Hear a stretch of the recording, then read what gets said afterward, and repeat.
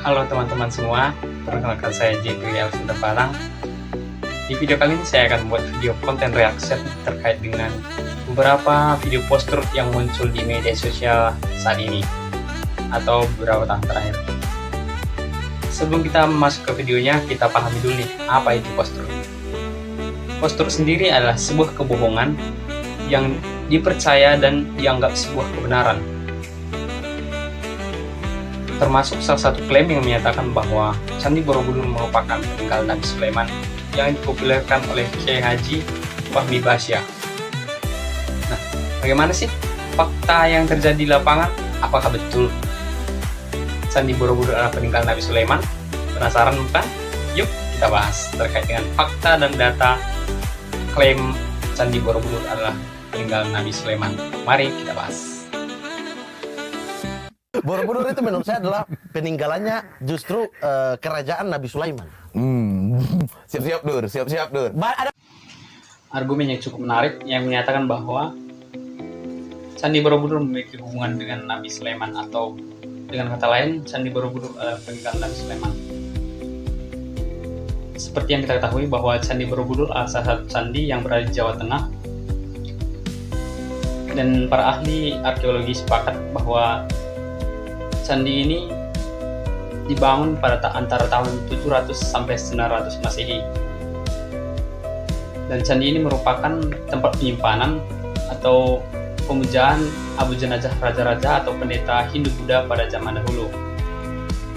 Sementara Nabi Sulaiman adalah salah satu nabi yang dikaruniai luar biasa oleh Allah yang Maha Kuasa, termasuk kemampuan untuk memahami bahasa binatang, memerintah jin, dan menguasai angin. Beliau adalah putra Nabi Daud alaihissalam dan mewarisi kerajaan yang besar sekaligus kenabian di dalam agama Islam. Nah, sebenarnya menarik apakah mereka memiliki hubungan? Mari kita bahas. yang pertama ya, Sleman. Di Jogja PSS, ada bola. kabupaten namanya Sleman. Sleman. Iya. Sulaiman. Bahwa Nabi Sulaiman ada hubungan dengan Kabupaten Sleman yang ada dekat dengan Candi Borobudur.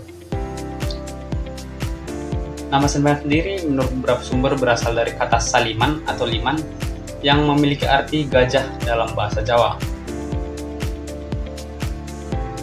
Ada juga nama lain yang menyebut Sleman berasal dari kata randu alas yang berarti pohon randu di hutan.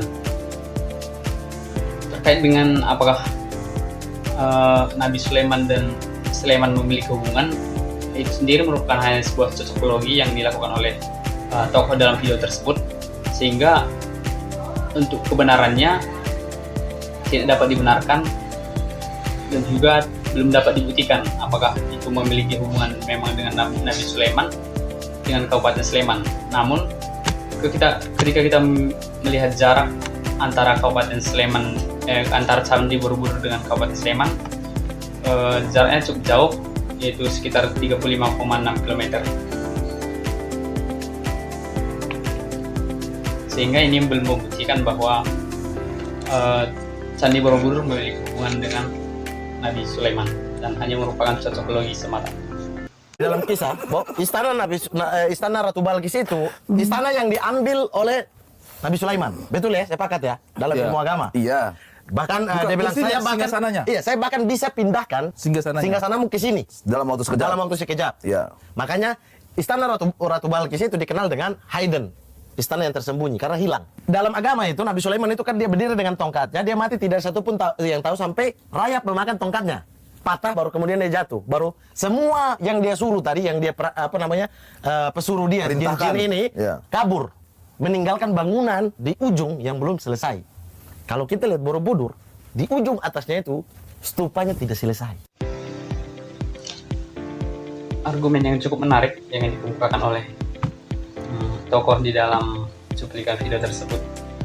Namun ketika kita kaitkan dengan zaman sekarang, hal tersebut dapat dikatakan kurang logis karena berhubungan dengan hal-hal gaib. Nah, para ahli juga sepakat bahwa stupa yang kosong tersebut dibiarkan bermakna kebijaksanaan tinggi, yaitu kesunyian, ketidaksempurnaan dan jiwa manusia yang tidak terikat hasrat dalam ajaran agama Buddha. Dan juga beberapa ahli mengaitkan bahwa stupa yang kosong tersebut tidak selesai karena faktor alam seperti gempa bumi, longsor, ataupun kerusakan alam yang menyebabkan penundaan pembangunan di puncak stupa dalam Candi Borobudur tersebut. Sehingga menurut saya tidak terlalu ada hubungannya dengan hal-hal gaib ataupun berhubungan dengan Nabi Sulaiman. Itu dari Nabi Daud. Kitab Zabur, bla bla bla bla. Itu kalau lihat di relief Borobudur, Anda sudah pernah naik Borobudur dong pastinya. Lihat di relief Borobudurnya tuh, ada kisah burung mengirimkan surat, ada gambar raja duduk di atas singgasana, di bawahnya ada peti kotak dan kitab. Ada burung, apa namanya, burung apa? Bulbul ya? Yang mengirimkan surat ke Ratu Balkis. Ya, ada semua itu reliefnya terpampang di.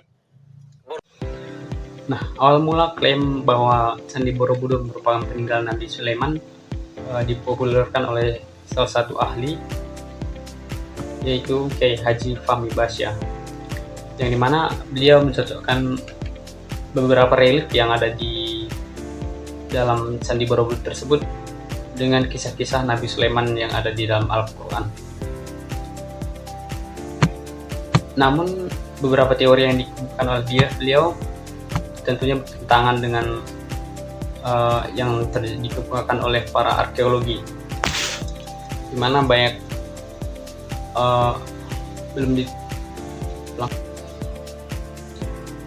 dari hasil reaction video yang telah saya lakukan, saya dapat menarik kesimpulan bahwa Candi Borobudur merupakan situs Buddha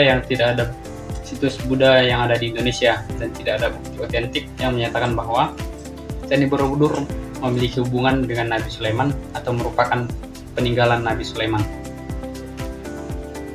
Hal ini dibuktikan dengan hasil penelitian yang telah dilakukan oleh para ahli arkeologi dalam membaca prasasti ataupun relief yang ada di seputaran Candi Borobudur tersebut.